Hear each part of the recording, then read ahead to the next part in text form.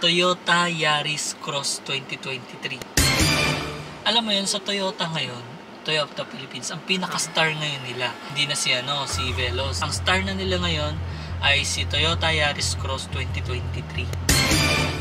Kailan lumabas yan? Anong month? This month? Wow! No? Magkano naman yung presyo ng Yaris na yan? Yung Yaris Cross, meron kasi tayong tatlong variant. 3 variant. Yaris Cross na G, base model yun. G? Base model yung G? Base model ng G. Tapos, middle variant ang V. Tapos, S variant na H hybrid. So, yung pinakamataas na variant ng S? S hybrid. Siya yung pinakamataas. So, yung nakita natin? Yung nakita natin, yun yung middle variant na V variant na napakapanalo na talaga. Nasa magkano yan? Yung G variant, 1,199,000 pesos. 200,000 na. 1,000,000. Ito nga pansa? 1,060,000. Ay, 1,059,000. 16 na rin. Ang hilig nila sa gano'n eh. So, parang mangyayari nito, kung bibili ka ng G, baka kakayanin mo yung... Kakayanin mo yung Yaris Cross na G. Grabe dinidikit na lang talaga yung presyo. Parang, di ba, yung marketing strategy ni Toyota, parang bibili ka nito, tapos makikita mo isa mas maganda, unti na lang. Iisipin ng buyer, ng mga consumer na, ay, ito na lang. Tapos hanggang sa mag-push na parang ganun din na nangyari sa amin nang bumili kami ng Avanza. Pero nasa magkano kaya down payment niya? Hindi natin natanong eh. Oo, hindi natin natanong. Pero check nyo lang sa yung dati naming mababa magbigay yun, mababa magbigay ng ng down payment ng monthly. Oo. Yung isa. Tapos kung gusto mo yung hybrid nila, paano yung pagka-hybrid niya? Ganun pa rin. Hindi siya, gusto ko sana pag hybrid, sana yung plug-in hybrid. Pero ang mangyari dependent pa rin siya sa gas. Doon pa rin. Take note, yung tatlo gas yun all powered by gasoline. Hindi siya diesel. Kasi mukhang pin-phase out na yata nila ang diesel eh. Parang ganun na nangyayari sa market natin eh. Kung gusto nyo naman ng may panoramic sunroof, doon kayo sa hybrid. Ay, meron panoramic yun? Siya lang yung may roof. Siya lang, yung hybrid lang. Sobrang high-tech na nun. Pagbaba mo ng sasakyan, parang angas ng dating mo dun kasi... yung first impression natin ngayon, yung na-impress ako is yung middle variant, which is 1.5V. Una ko siyang nakita sa online muna. Sa internet lang, nakita ko na ang boring naman, parang ganun. Na-boringan talaga ako sa looks niya. Sa itsura doon sa internet. Sabi ko, bakit parang kamukha lang ng Corolla Cross? Yun yung napansin ko. Parang parang nire-recycle na lang yung design. Yun yung napansin ko. Tapos, sabi ko, hindi ko pinansin sa online. Tapos, nung nag-PMS na tayo, nung nakita mo sa actual, nagulat ako. Sabi ko, anong sasakyan to? Yung pala Yaris Cross na 2023. Iba sa internet, iba sa actual, no? Oo, kaya, para sa mga, prospect buyer ng crossover na sasakyan, check nyo muna yung Yaris Cross kasi, sa presyo niya, panalong-panalo eh. Tsaka yung height, yung length, yung ground clearance, sakto lahat sa gusto mo. Saktong-sakto sa gusto ko eh. Di ba sabi ko naman sa inyo, minimalist akong tao. Gusto ko simple lang. Pero yung may dating pa rin. Kasi yung kotse ko talaga is luma na. Kaya nga lang, nag-iisip ako kung crossover ba or kotse pa rin hatchback na Wigo. Kaya lang napansin ko rin kasi na sawa na ako sa maliliit na sasakyan ang tagtag talaga. Gusto ko naman komportable ako kahit ako lang mag-isa. Kaya naisip ko crossover. Pero ang nasa unang isip ko is Honda lover din ako eh. Honda HRV. HRV. Yun ang kalaban niya. Honda HRV. Oo. Na 2023 ngayong taon din. Yun yung katapat niya ngayon. Tinapatan nila. Kaya lang yung sa utak ko talaga yun eh. HRV talaga yung gusto kong ipalit sa luma kong kotse. Kaya lang, biglang lumabas tong si Yaris Cross. Yaris Cross, Nung nakita ko siya in person, doon ako napa-search talaga ng mga ng mga features niya, specs niya. At surprisingly, mas mahal itong si HRV kaysa kay Yaris Cross. Mas mahal si HRV sa Yaris Cross. Magkano yung difference silang dalawa? Medyo malaki, 86,000 yata. Sa hindi kasi ako pwede maging bias sa brand. Gusto ko talaga na kung ano yung nagustuhan ko. Ang daming features ng Yaris Cross na wala dun sa HRV. Sa exterior Sa exterior, ang ganda ng gulong. Ang laki. Oo, grabe nga laki talaga ng gulong. Fortuner na stock na mags na 18-inch yung size. Oo, maganda yung nga. rims. Malaki nga Mags talaga. Ang laki ng gulong niya. Tapos, Malaki. nirap pa siya ng manipis na tire. Kaya, di ba alam mo, pag manipis ang tire mo, mas social tignan niya. Oo. Kaya yun talaga yung nagustuhan sa ganda talaga. Yung Tapos, yung G kasi, yung lower variant, 17-inch lang. So, dun ka na sa sa V variant, tsaka sa hybrid. Yung B tsaka S kasi nila is 18-inch na machine trim alloy wheels, parang ganun yata yung tawag. Napansin ko yung front fascia niya, yun lang, medyo saktuhan lang. Hindi sobrang ganda.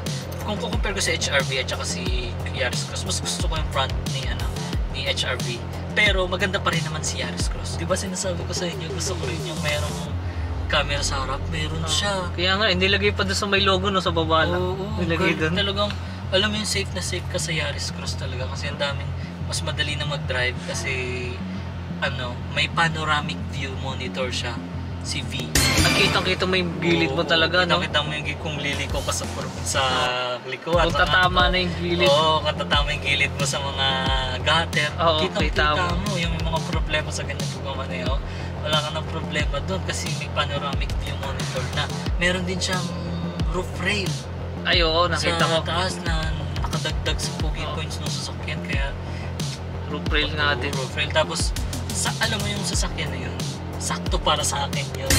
Pang sa'yo talaga? Oo, pang sa akin talaga yun kasi para yun sa mga sa mga always on the go, kahit sa mapatrabaho man o pupuntang gagala ka ng out of town na medyo rough road, medyo hindi maganda. Pang solo mo lang, no? Yung pang solo. Pero kung doon sa pang pamilya din, kasi ang normal na pamilya, dalawang asawa, anak, oo. 3 anak. Oo, diba? Pwede na. Sakto rin sa pamilya, kasi tayo dami natin. Tayo kasi, malaking pamilya tayo, kaya kailangan natin. Ang ground clearance niya, taas din 210 mm.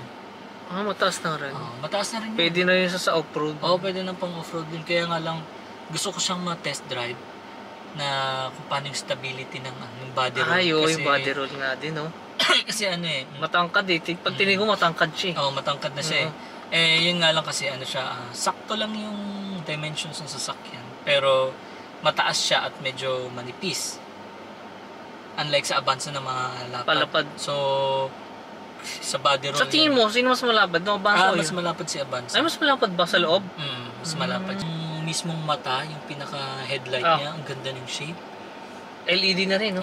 Lahat yun, LED. Wala ka ng fog lamp na makikita. Tapos, yung likuran niya, yung design ng likuran niya, para siyang collaboration ng RAV4. RAV4 at Lexus. Parang ganun Lexus na RAV4 parang ganun yung style. Tapos, nagulat ako, dun sa presyo niyang 1,296,000, mayroong power tailgate. Anong power tailgate? Yung hindi na manual tailgate kasi sa HRV, manual. Manual ang binubuksan. Oo. Tapos yung... Sa kanya, paano mo binuksan ba yun? Pwede mong pindutin. Pindot lang, tapos pwede din yung wave ng paa.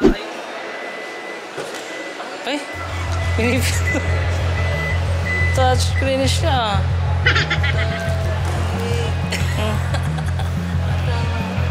Ito. Nakakala ko.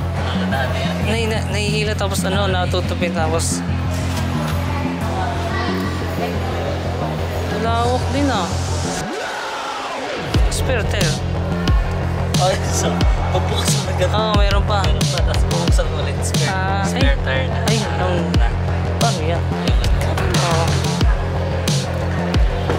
Tapos babalik mo. Meron din dyan.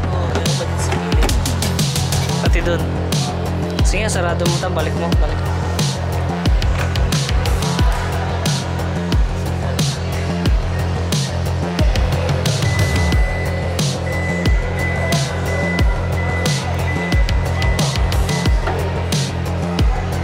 Tapos nung pumunta na tayo sa interior niya, nung umupo ako sa driver's seat, ang ganda ng upuan niya. Kasi leather, synthetic leather yata yung gamit niya doon. Siguro, synthetic yun. May 6-way na power seats. Paano yung 6-way? Sa driver. Yung Paano yan? yung merong nasasandal, tapos umaangat yung... Automatic? Oo, automatic. May controlan siya. Hindi mo na binobomba? Oo, hindi na binobomba. Tumataas, hindi mo na kailangan ng patok na... Grabe, pina-high-tech talaga nila yun. High-tech na nga talaga siya. Nilabas tong si Yaris Cross. Parang biglang tumaas yung level ng Toyota sa Yaris Cross kasi naging high-tech siya sa presyong ganito pa rin. Parang ganito lang yung presyo pero maganda na yung specs niya. Ang lamig naman dito sa loob ng bansa, nilalamigan ko. So, ayun, kudos sa kanila sa ginawa nilang yan dahil ang galing. Sabi ko naman sa inyo, hindi ako fan ng maraming pindutan. Daming pindutan. Ang daming pindutan. Pero siguro sa iba, normal na sa kanila yung ganong setup. Pero kasi ako ayoko talaga ng maraming pindutan eh. Pero dahil si dami kasi siguro ng features nun, ang dami talagang pindutin doon. Ang dami ng pindutin. Diba? Pero madali lang naman yan. Magagamay mo yan. Magagamay mo pa rin naman. Tapos yung panel niya, yung instrument panel niya is digital na. Fully digital na, wala ng analog. Ito yung ganito niya, natatas.